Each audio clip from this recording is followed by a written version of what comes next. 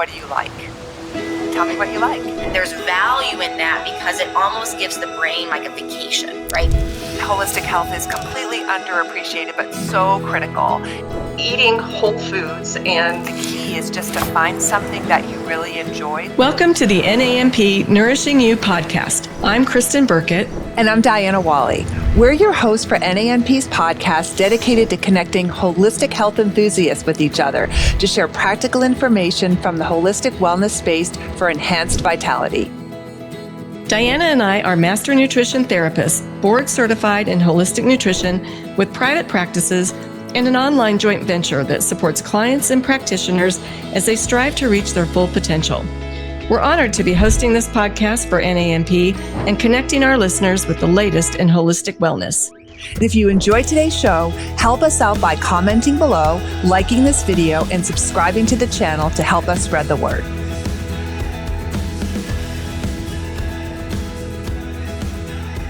Hi, everyone.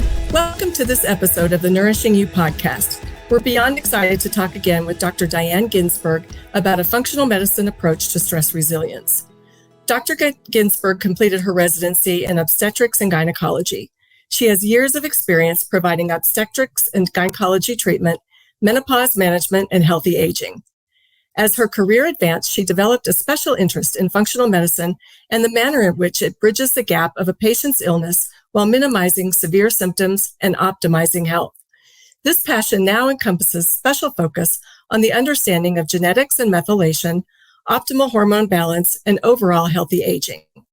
Being a black belt in Tae Kwan Do and an Ironman Triathlete has led her to explore the latest advances for athletes. She continues her research in nutritional therapies for many reasons, most significantly for the benefits it has brought to her sons with special learning needs. She is the medical director for the Fellow of the American Congress of Obstetricians and Gynecologists, is board certified in anti-aging and regenerative medicine, completed an advanced fellowship with the Metabolic Medical Institute, and is an advisory board member for Functional Medicine University. Dr. Ginsberg lectures for the American Academy of Anti-Aging on hormone replacement and Functional Medicine University on the topic of PCOS. She is also the author of the PCOS Environmental Roadmap. And I just want to add that as members of the National Association for Nutrition Professionals, we had the fantastic opportunity to hear Dr. Ginsberg speak at our annual conference last year on the topic of adrenal and cortisol imbalances with autoimmune disease. So it was a pleasure to hear her then. We also were able to interview her about a year ago to get a sneak peek for that topic at our conference on our podcast. So welcome, Dr. Ginsberg. We're so grateful to have you back with us today. Thanks, and thank you for having me. It's so nice to talk to you again. As Kristen said, it's beginning to feel like we're old friends. Absolutely. Well, we're all in the same mindset, so I appreciate that. Yeah. And, thanks so much for what you do, not only for your patients, but also for being so passionate about wellness and dedicating so much time to educating other practitioners and the public. And I can't think of a better topic to discuss than stress resilience after what we've all endured for the past 2 years. Yes. But before we dive in, can you share with our audience a little bit about your journey into functional medicine and how this differs from a traditional medical practice? Because the term functional medicine is very trendy right now, and I think a lot of people don't really know what it is and how it compares to the standard medical approach most of us are used to. And I think what's really sad about it is people say, oh, well, you practice that kind of medicine. Mm-hmm. So realistically, functional medicine, if I could give it 2 words, I would say it's called medical school. You go to medical school and you learn root cause of problems. And then the problem that happens, I think, is that you get into residency and is as an OB-GYN, I had to learn surgical techniques. I had to learn how to take care of patients from an operating room standpoint. But you get a little sidetracked to where you think, okay, if this person has a problem, then I'm going to use this medicine. And if this person has a problem, I'm going to do this procedure. And I think that's where we lose a lot of the root cause understanding that we had in medical school. So for me, I was that person classically and kind of cooking along my merry way as a doctor. And I delivered my first son, who decided not to speak till he was 3.5.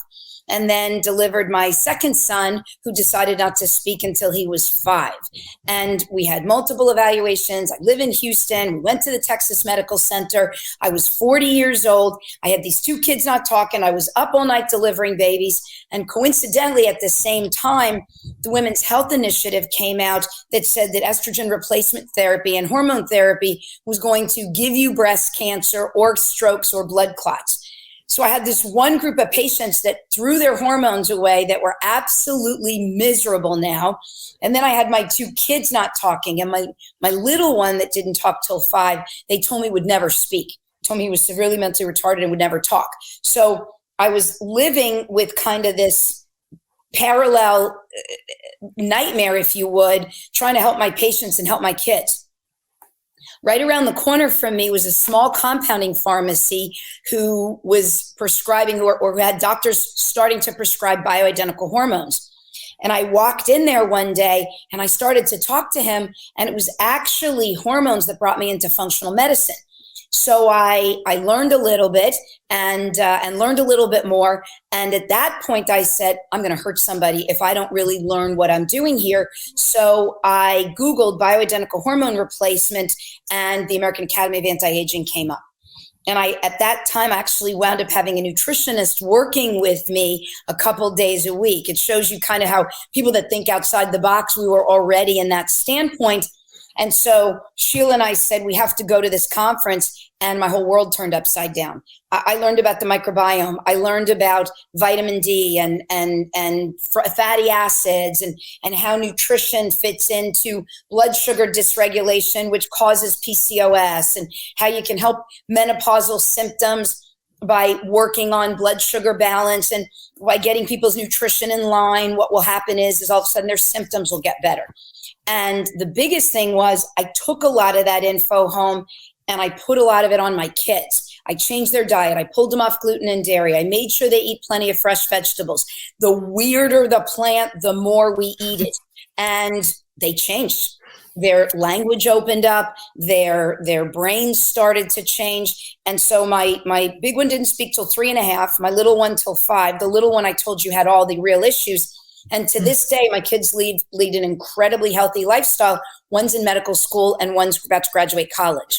So it changes the world. So then I started to bring more of that to my perimenopausal, menopausal patients, or the patient who is 37, 38 and goes, I just had that second baby and I don't feel good. So it integrates into your regular medicine. And I believe to this day, that's what I practice. So I hate that people think of functional medicine as anything different than being a standard MD. I think all MDs need to take a step back and say, what can we do to help our patients understand that they can help themselves to get better? Oh, just hearing your authenticity is it's so refreshing. And I hope there's other physicians listening and with an open mind to say maybe there is more to what I've learned just in the traditional medical school that can be applied to my patients. And, you're so passionate about what you do, and it stems from a personal experience. And I feel like a lot of us listening, especially practitioners who are in this field, in the holistic field, really resonate with that, because most of us got into this space because of a personal issue in some way that we couldn't find the answer to in the traditional, mechanisms that we had available to us. So we love it that you're here and you're here with us and you're doing what you're doing. It's great. So thank you for sharing that story, and congratulations on your sons. Oh, thank you. Thank you. And I actually, very interesting is what I found is it doesn't not only for kids, and this will take us into stress resilience a little bit. So kids got better, but it was a lot of stress from that. And I was about a year into menopause, still delivering babies, running the OB-GYN practice, trying to bring a functional model into traditional medicine while I was training for my 3rd Ironman, and my blood pressure went through the roof. My system was out of whack. So I've been in the medical paradigm. I would be sitting there and I'd get this terrible headache, and you'd draw my pressure, do my pressure, and it was 160 over 110.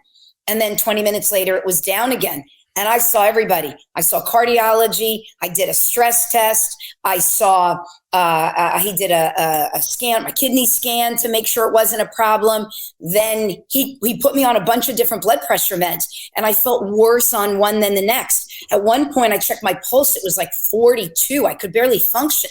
So then he goes, I can't figure it out. My pressure was up and down. So he sent me to the neurologist, and the neurologist scanned my head, told me, okay, your brain looks okay. Maybe you have ADD. Maybe you got something else going on. So then he sent me to the endocrinologist, who made sure I didn't have an adrenal tumor, who made sure I didn't have anything else going on. And guess what? I realized that years, life, even though I was eating clean, all of that pressure, lack of sleep, breaking your REM and your deep sleep really broke my nervous system. And because that was a problem, anytime a little bit of stress kicked in, my system couldn't handle it. And that's why my pressure went up. So stress resilience and understanding what brought me back in line again from a functional standpoint. Now I'm fine. My pressure's normal. I take nothing.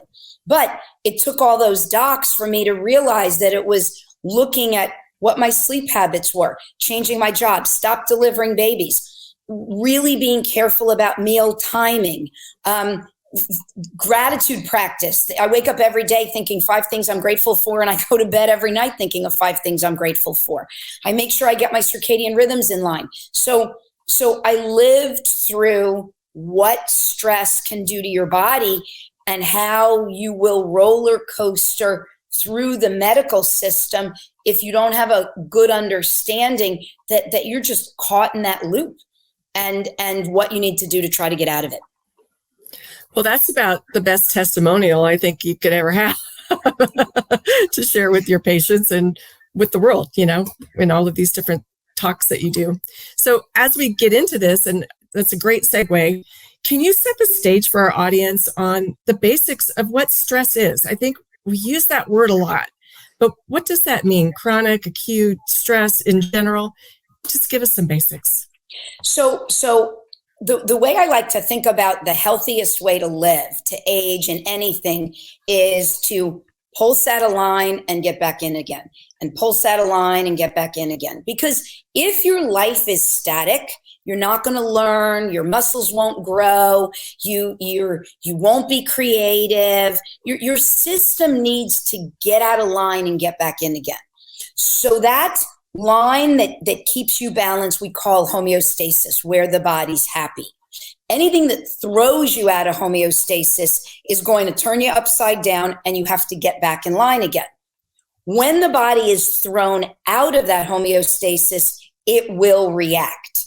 It will shut off its I'm going to grow, I'm going to get better, and it puts on the I have to survive. It throws more inflammatory cells in, and it gets rid of the building cells.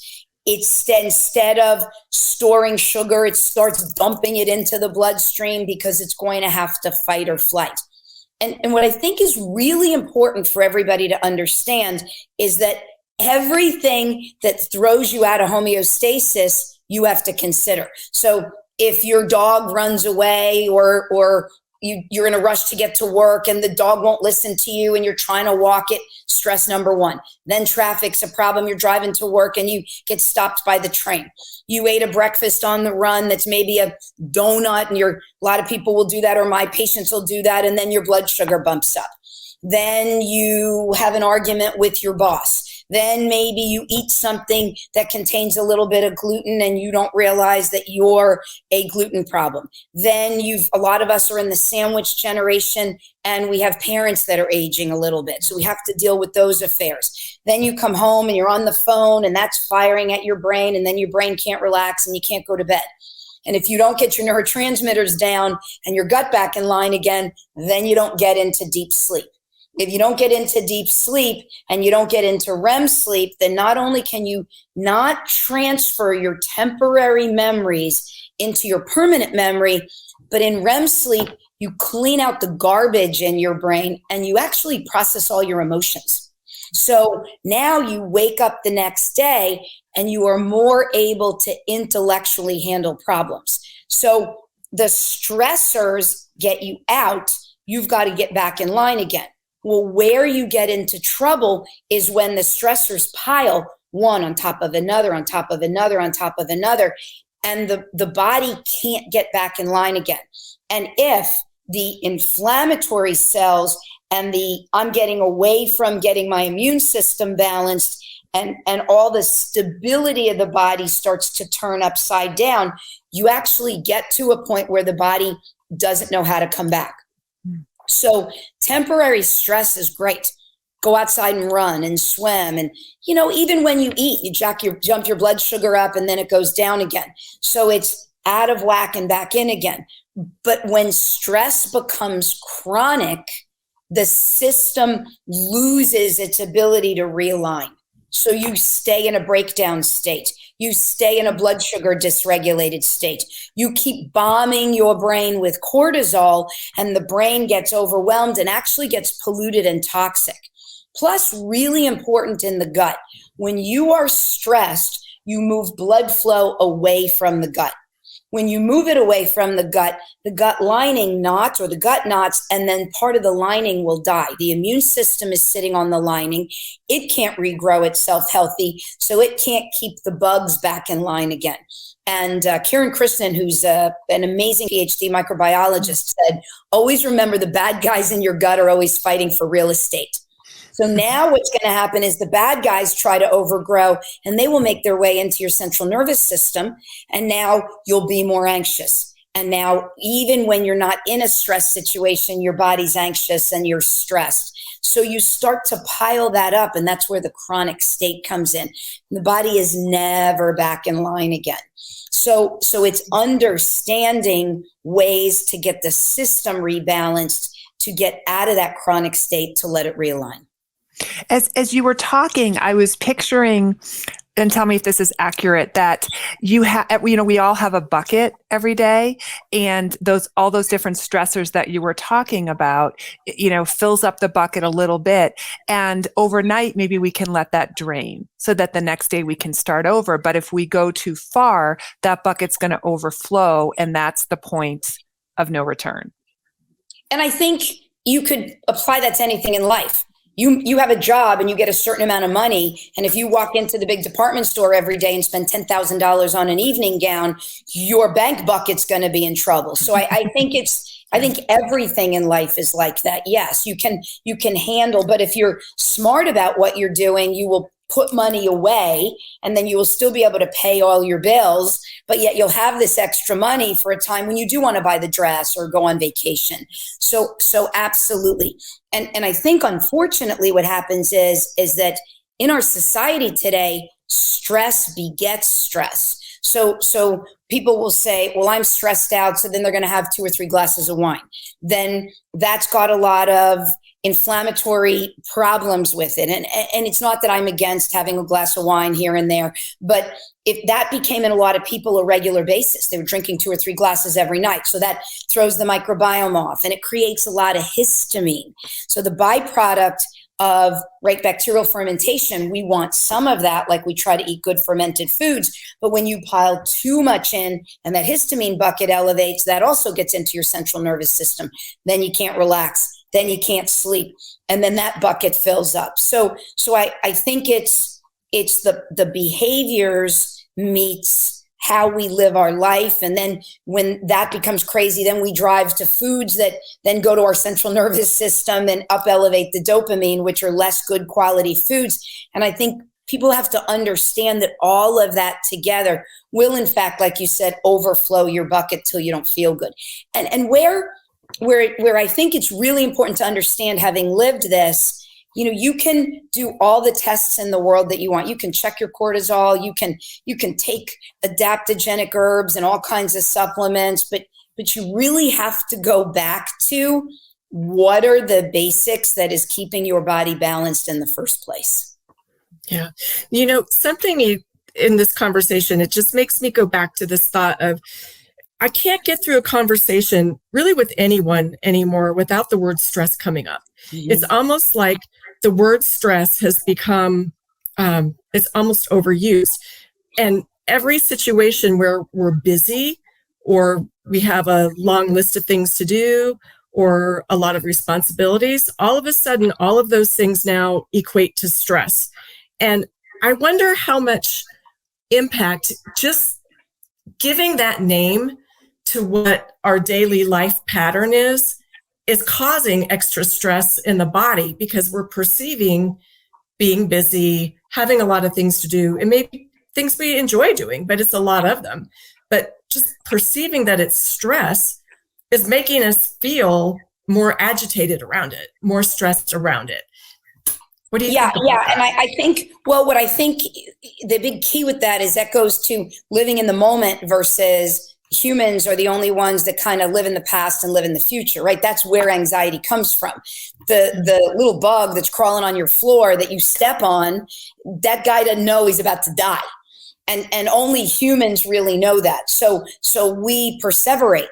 Am I going to lose my job? Am I not going to lose my job? Am I going to go in for COVID? Are we going to stay at home? Am I going to get to sleep at night? Am I going to be able to make all this done? So I think we don't live enough in the moment. That's a very big, I do a lot of yoga. I learned a lot about doing yoga when I got sick. And it's a very live in the moment practice. It's about breathing. It's about calming your system.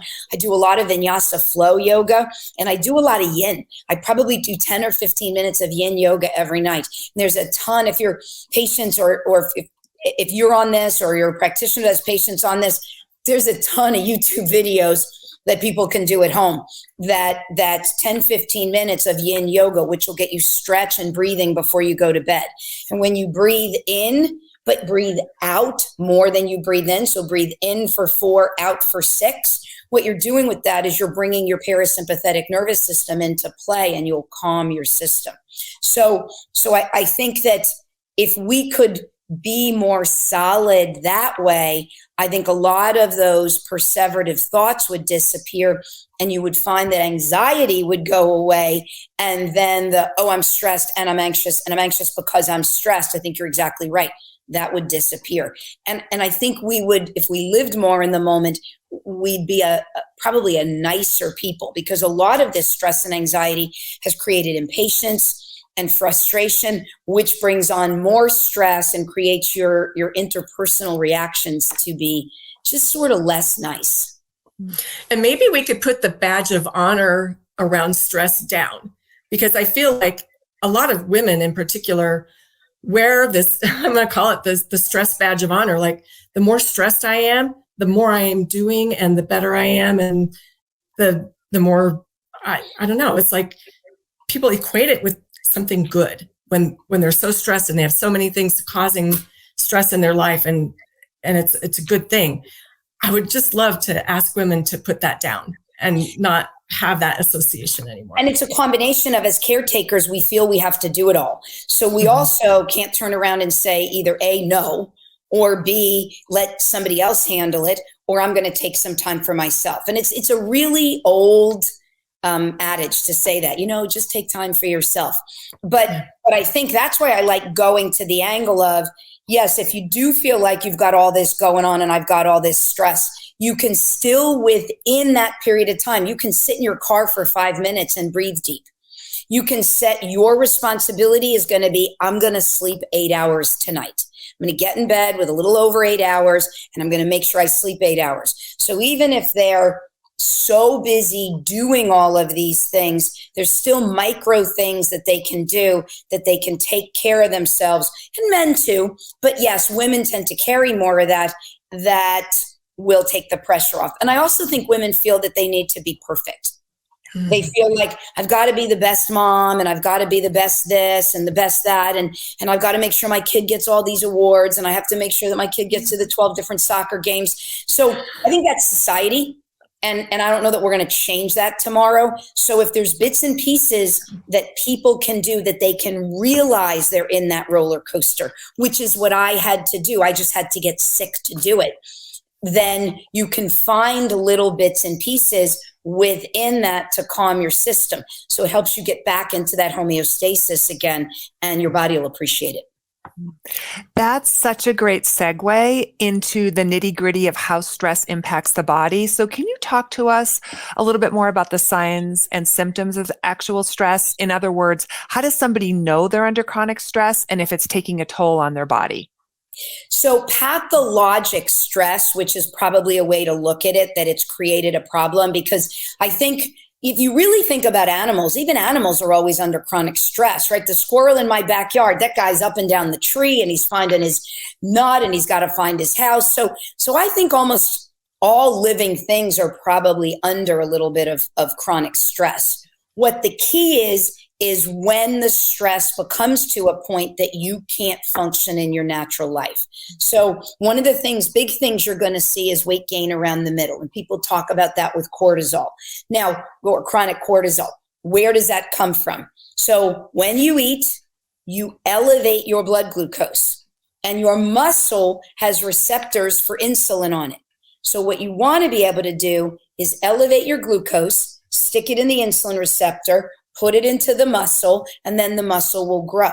Your body won't do that if, like I said before, it's in the middle of running from the tiger. So if you find that you're going to the gym and you're lifting and running and doing all these things, but yet you feel like your muscle mass and your body isn't where it needs to be, and you're carrying a little bit of that kind of full weight around the middle, then that's where you know that there's maybe some cortisol issues. If you feel like you're trying to eat clean. If you're eating donuts 3 times a day, totally different story. But if you feel like you're trying to do everything right, you're going to the gym and you can't break that, you may want to back off on your system, because the stressors from life and the stressors from family and then the stressors to get to the gym can be an issue. Number 2, you're going to find dysfunctional sleep. You will fall asleep at night. You won't be able to stay asleep. Now, why does that happen?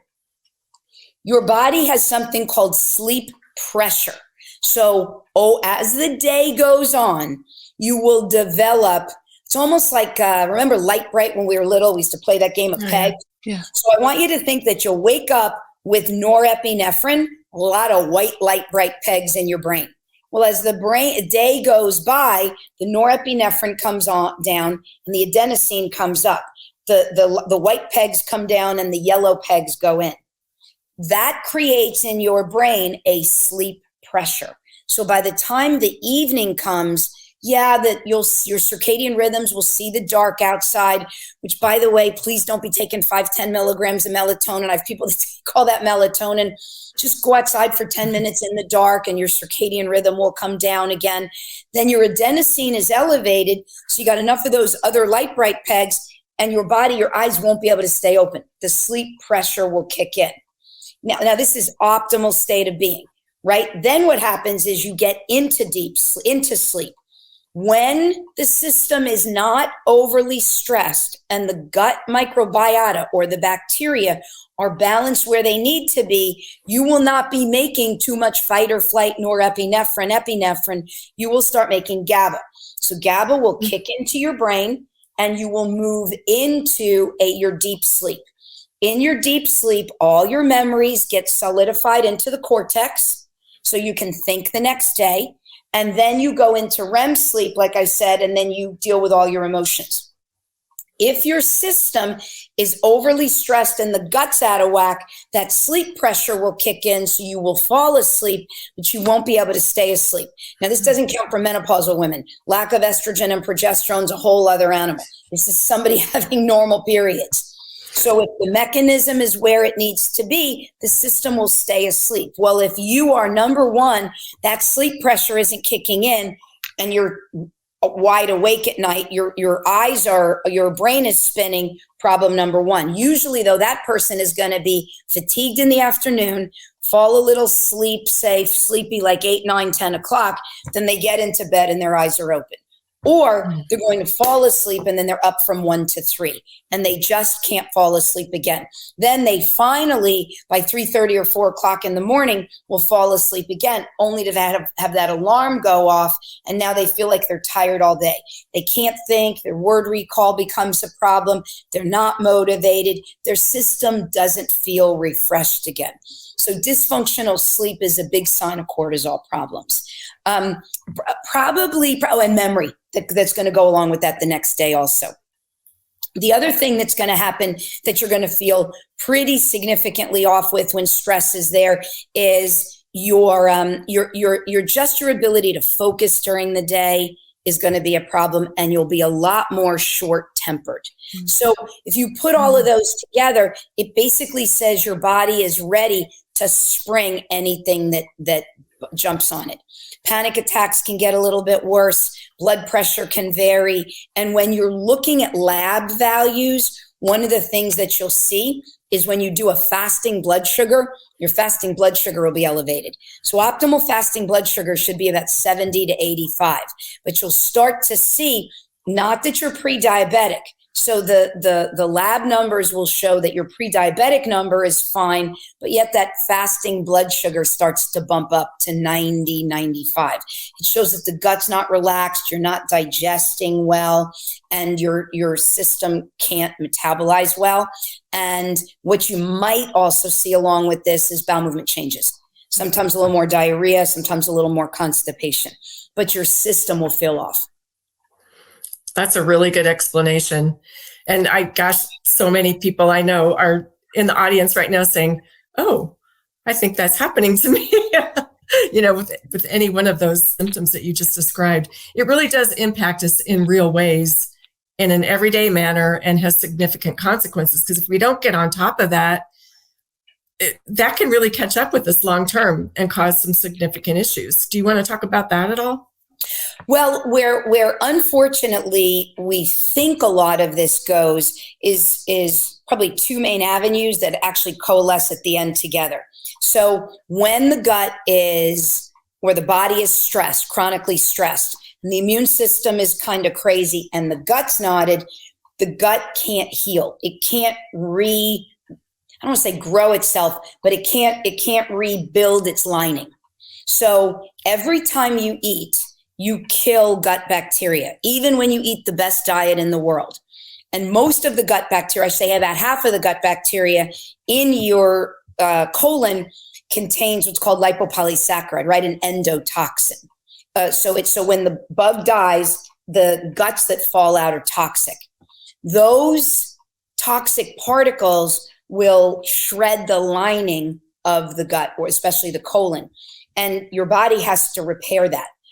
When that happens day in, day out, and you can't repair it, that's where the gut lining starts to separate. You get permeability and you get leaky gut, which I'm sure everybody on the podcast has heard of.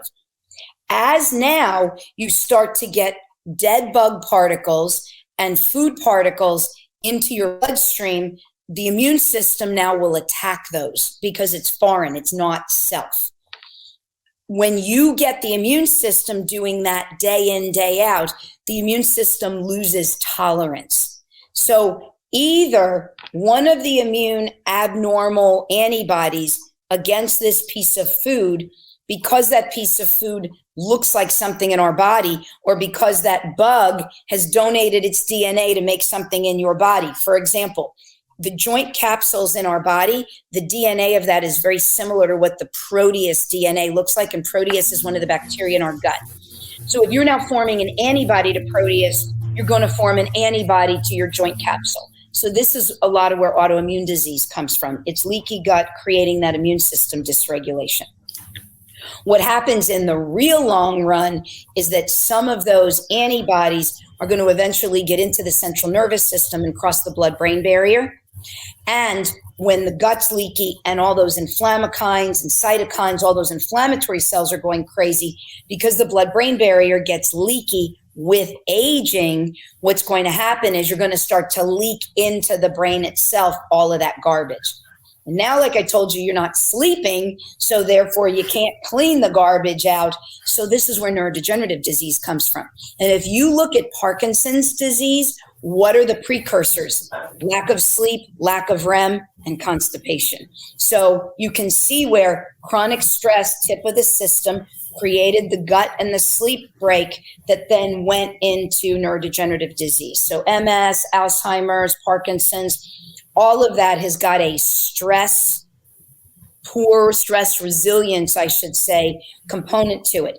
But even if you work on your stress resilience, if you don't fix your system, even if you have a good bounce back, eventually the system will give. So the key is to try to remove some of those guys from the system so you don't beat on it so bad. Awesome. Okay, so we really want to avoid that scenario happening if we can, right? So let's talk about stress resilience. Obviously, it's important, and we can see why it's important. But can you define that concept to us? What is stress resilience versus being stressed every day? So stress resilience to me is handling what you can handle, control what you can control. And I think that's the most you can do. You can't know if the pandemic's coming.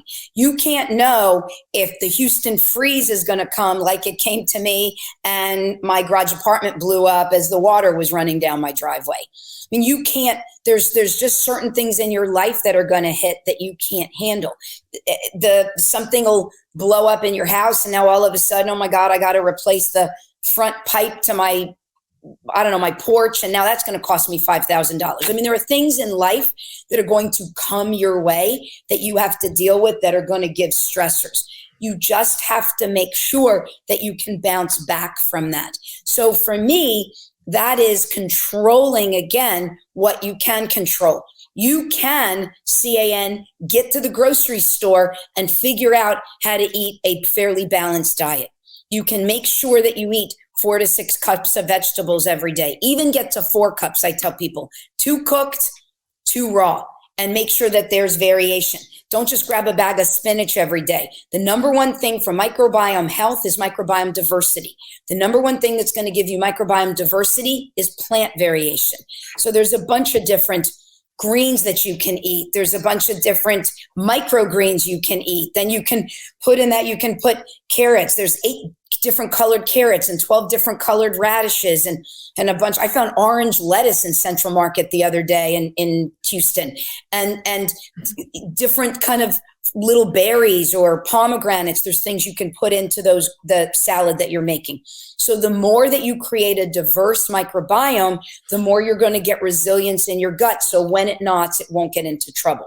Number 2, you need 20 minutes of pre-sleep, before sleep.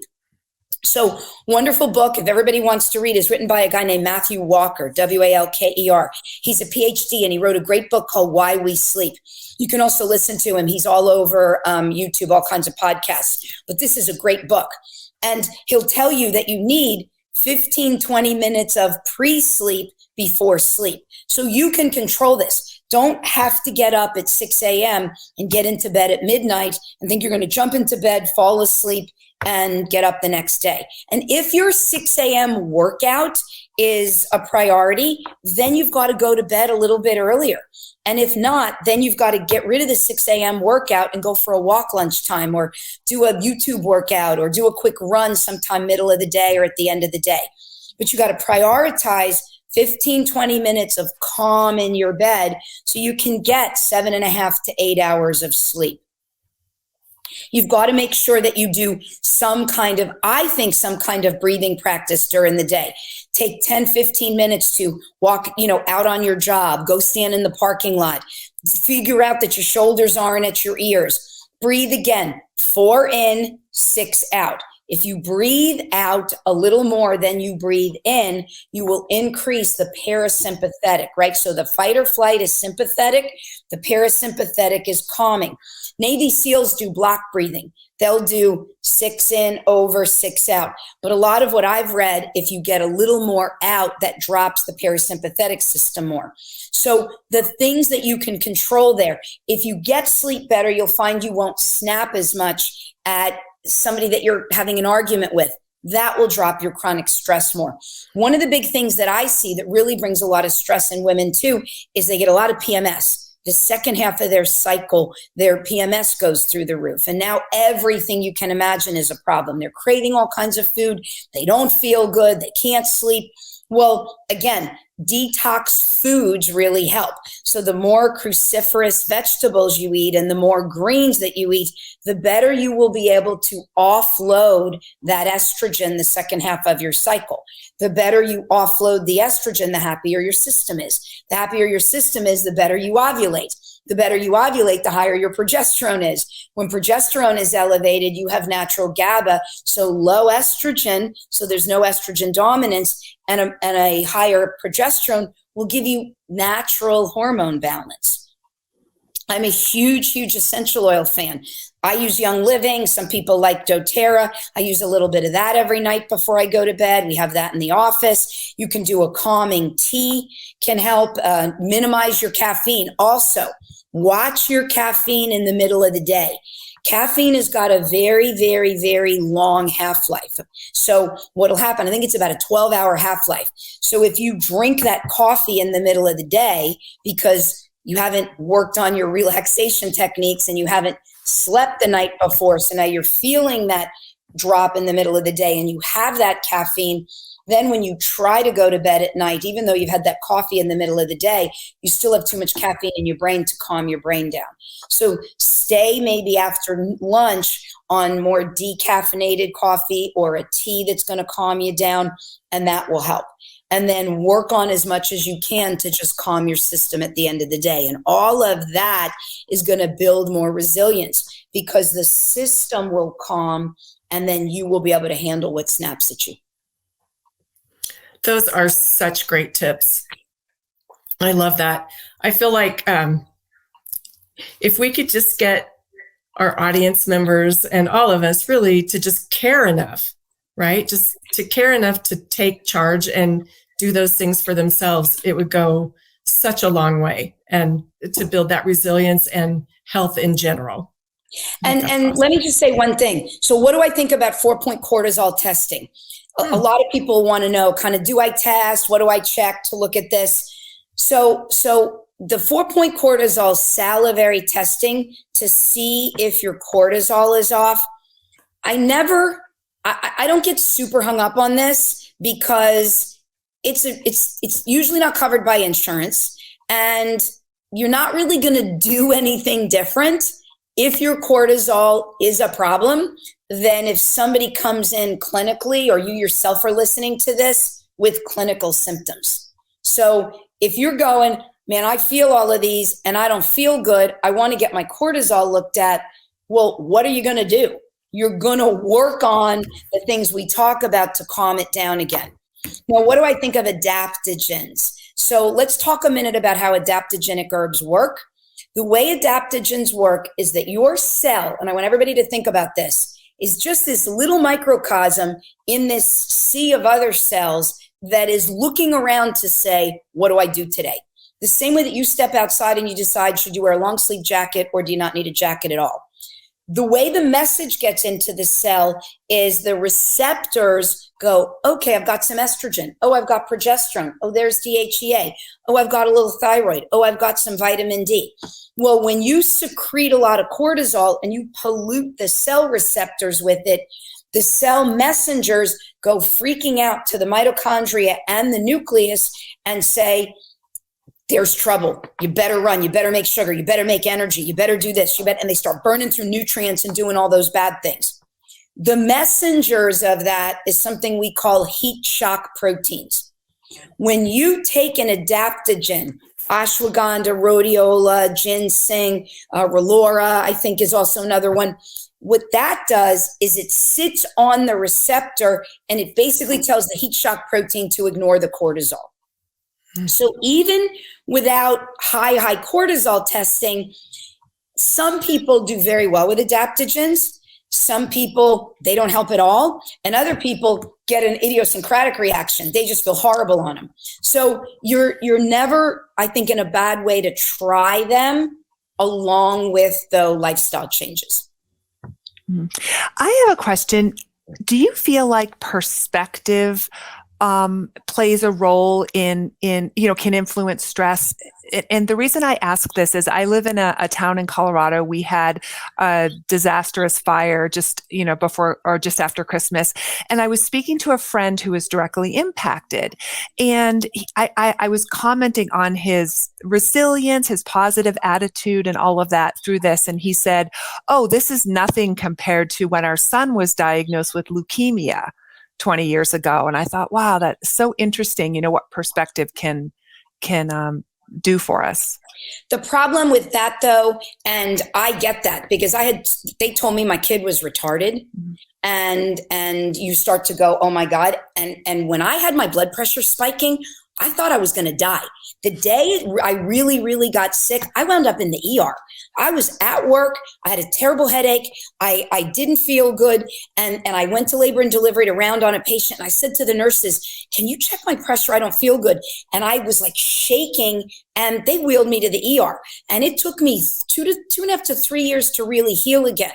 I will never get sick like that. So my perspective is totally changed because of that.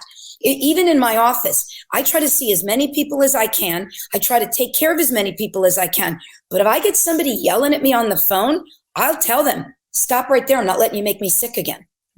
So where I think people do get into trouble, though, is that everybody's got their own perspective. So for somebody like who's been sick like me, when you're healthy, when I can wake up and I can do a 3-mile run, or I can walk down my street and I feel good or have a good night's sleep, there's nothing that's going to take me off because I'm so happy. It feels so good to be healthy. But if you've got somebody that hasn't been through that, we can't put our perspective on that person. And I think it's very hard for people to self-reflect. Because if you say to somebody, well, you have food and you have, like Christopher Reeve said, remember Christopher Reeve, Superman, who said, appreciate you can walk across the floor. That people don't appreciate that they get up in the morning and that they can walk across the floor.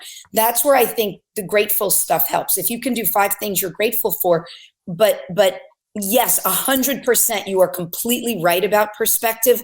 I just think sometimes it's difficult to have people define that. So maybe if this podcast reaches a handful of people that can say, I've got food in front of me and my family's healthy and I've got a roof over my head and I'm generally okay, everything else is fine, I think we'll have made a difference. Yeah. That seems like a great place to wrap. It is, Kristen and I talk about this. It is no wonder that your patients adore you. And just bringing all these aspects together is really what functional medicine is all about. So what about you personally, before we wrap, because we do just want to ask you personally, how have you incorporated the stress resilient strategies in your life? You talked about yoga, you talked about breathing. What else real quick do you have for us? So I try as much as possible. If I say to my kids, hashtag, they'll go microbiome. So I try as much as possible to keep a happy, healthy microbiome. And I do that by trying to eat 1 new or 2 new foods in the vegetation department every week, because I figure the more I make my bugs happy, the happier my whole body's going to be, the better my immune system will be, and the more resilient I'll be. So I always take good care of my microbiome. I do take a probiotic. I think that is very key. They did a big study where they looked at 2 groups of people. One, they didn't give probiotics, and one they did. So they gave them a short essay test of, how stressed would you feel if this happened? And how would you feel if that happened? And then one group took probiotics and the other group didn't. And then they brought them back a month later and they gave them a similar test. And the group that took the probiotics, their answers were milder. So I try to take a good probiotic every day, as long as it's a good pharmaceutical grade, reputable company. It's usually a lactobacillus bifidobacter balance. Some people do well on the spore biotics. So as long as you're taking a good reputable probiotic, that will actually modulate your gut to modulate your neurotransmitters. So I do that. I do every day before I go to work, because it's very easy some days. A lot of days I'll run. I don't race Ironman as much anymore. I'm going to do another marathon. I'm doing it with a great attitude that says I'm just out there happy to run, because I love to run. I love athletics. But even on mornings like today in Houston, where the weather wasn't great, I always get my eyes outside for 10 minutes every morning. So whether I have my decaf coffee or tea, or I'm just going to go sit outside or just stand outside, I always make sure my eyes see the sunshine every day. And even if it's rainy sunshine, as long as your eyes see the outdoors, it's much healthier for you. I get outside for 5 or 10 minutes, see the outside, let my eyes wake up. Now I can shower and get in my car and go to work and be in front of the computer. But I make sure I do that, and I do the same thing at the end of the day. So my eyes will see the dark. I do also get out of my office lunchtime. I bring my own lunch to make sure that I'm eating good quality food. And then I make sure I take a 10-15 minute walk. Sheila, my nutritionist, and Minerva, who does my billing, we walk every day at lunch for probably about just 15 minutes. It's not a hugely long walk, but I think it does a bunch of things. It gets you out of your office, and it enables you to interact with people away from work just on a pleasant topic. Then you can say, hey, how was your weekend? How are your kids doing? So I think that helps calm everything. I make a huge deal with my bedtime routine. I do not watch TV in my bedroom anymore. I make sure as I close the end of the day that I am in a mindset for that. I drink a little magnesium drink every night. Personally, I like Zymogen's OptiMag. I do their raspberry, I think it's for blackberry blend, and it's magnesium threonate. So I do that. I'm postmenopausal, so I take bioidentical hormones. So I take my progesterone, and I usually do about 5 to 10 or 15 minutes of yin yoga online, just sit in kind of a quieter, dark room. And I'll do that to calm my system down. And then I put some lavender oil on and I get into bed. And then I listen. I like the Honest Guys, HONEST. They're a great YouTube sleep talk down. And what I like about it, I don't want the electronics near me. So I put it kind of on the other end of my nightstand. And I turn it real low. And it's a very kind of quiet sleep talk down. So I really focus on all those pre-sleep things and calm my central nervous system. And if you're really worried about sleep, I wear my Garmin. You can wear a Whoop band or an Oura ring to not be crazy, but just make sure your sleep is good. And I think that's really changed my life. I'm off meds and I'm feeling really, really good. Obviously. Yeah, you have a lot of energy. Trying, changing the world one person at a time, right? Yeah, so good. Well, I think that's awesome. I want to do a lot of those things. I do several of the things that you say, but I feel like there's more that I could incorporate. But I think the biggest takeaway from that is caring enough about yourself to take the time to do it, right? And how many women put everybody else first and won't take the time to make sure those things happen. And I know I've been guilty of that over the years as well. So, but I think maybe it's we bits can and be pieces. encouraging.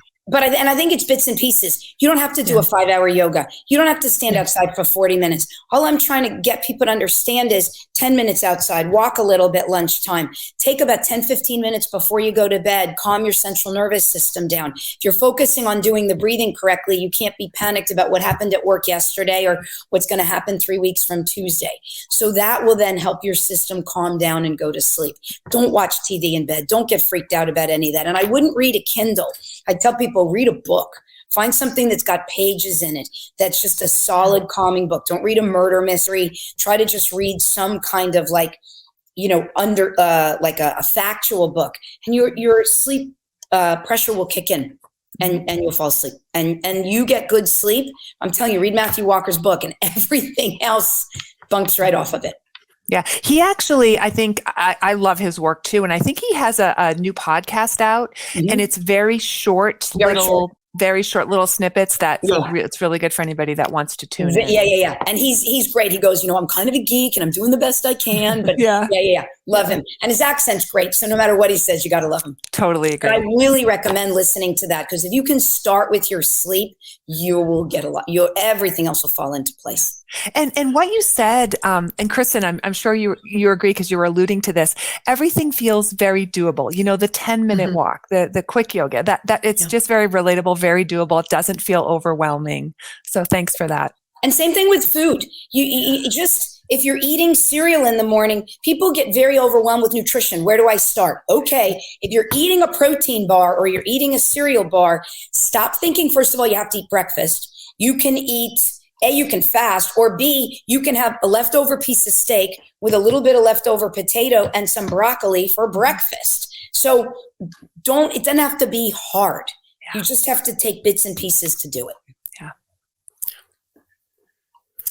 Well, I think that's about all the time we have for today. It goes so fast, and I know we could talk forever with you because you have so many great tips to share. And I love the way you explain things. I think that whole explanation of the cells and the cortisol, I think people are going to want to listen to that several times. I've never heard it explained that way, but I think it made a lot of sense and it's going to resonate. So thank you so much. And thank you for being on the show with us today. No wonder your patients love you. And You're very kind. you really put out there what functional medicine is all about, really just helping people get better from the inside out, right? And if you take care of you, your doctor will help you do that. And exactly. I think even my allopathic, because I'm an allopath, but even my traditional, and I don't even like to say that, but even your traditional doc, if you go into them and you say, I'm going to try to eat better, I'm working on this, I got to get off my meds, I'm working on sleeping better, you'll see doctors are so burned out. You'll see that even that changes. It's so hard for them to go patient to patient here. Well, this is wrong and that's wrong. So you go, you know what? I'm going to take my life back. You'll be shocked how much better also you'll have a relationship with whoever your doc is. Yeah. So can you real quick share with us some of the resources you offer to the general public, practitioners? What do you have out there? So what we try to do is we've got an Instagram page. So if you go to Diane Ginsberg MD, we've got Instagram and Facebook. So we try to do videos once a week, every other week. Sometimes when the office is busy, it's a little tougher for us to do that, but we try to give that. And we have a YouTube page under Diane Ginsberg to try to get people to listen, because the educated person to me in any practice is the best person. If somebody comes in and goes, okay, I listened to this, I know that I have Hashimoto's and I've got some thyroid problems and I listened to the thyroid gluten issue and I'm working on getting off gluten. So we try to put educational stuff out so people can start their journey when they come in.